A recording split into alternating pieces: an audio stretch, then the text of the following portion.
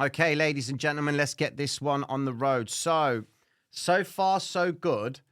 Bitcoin is currently going into our zone. This is where we want Bitcoin to end up, okay, for today's projection.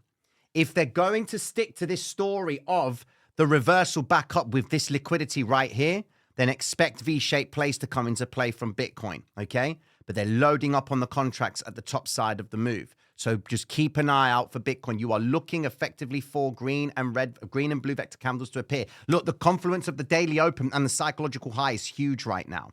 So just monitor this range. Allow freedom for the 800 EMA on the 5-minute time frame to come into action with Bitcoin. Now, with Euro. Now, we're expecting Euro to come down, okay? I'm expecting that to be the case. They've just given us an imbalance to the upside to try and roll over with the rejection of the daily open. Now, my target points for Euro are still down at the lows right here where we at.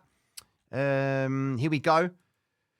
So we have effectively got 1.90502 as the first target point. They've come effectively not near the midpoint of the vector candle zone, okay? But it's inside. Look, we're getting close to it, okay? So just let Euro do its thing, all right? It's going to make the move, but you can see it's a manipulative play. Bank of England guy, he's going to be speaking, so GBP USD could be getting ready to roll over. It all depends on what he says. That's why Euro and Pound are effectively holding.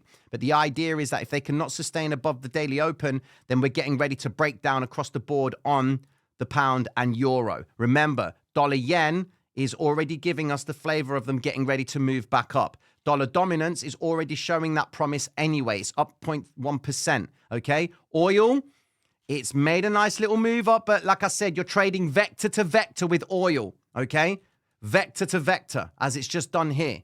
We're waiting for the OPEC meeting before I start talking about oil. Gold. Now, gold topping out at the top side of this move. Just got to be very careful because it is in the hedging environment. And of course, you've got this red vector candle point right here at 2047. If the news comes out favorable for the pound, then we'll see Euro making a move to the upside. Simple as, okay? But just wait for that news to come out and then we should be good. Tesla's marking up the marketplace. Look, it's too extended, ladies and gentlemen, which leads me over to NASDAQ. NASDAQ's too extended. Jesus, man, we are going into unprecedented territories right now. Look, here we go. So let me get NASDAQ up for you. So what do we have with NASDAQ? Look, the session VWAP is, where is it? Oh, my God. Okay, my Excel charts isn't working too well. I don't understand why. But look, NASDAQ has made an aggressive move to the upside. Okay, and we've got the higher ADR as well. We are expecting them to come back down, all right? To come sharply back down, to sharply move back up again, all right? They are trading towards all-time highs. Tesla's starting the party off with a big move to the upside, 2%. NVIDIA's doing the same thing. You are favoring longs on NASDAQ. Okay, that's why I'm itching about Bitcoin, because Bitcoin is snapping up.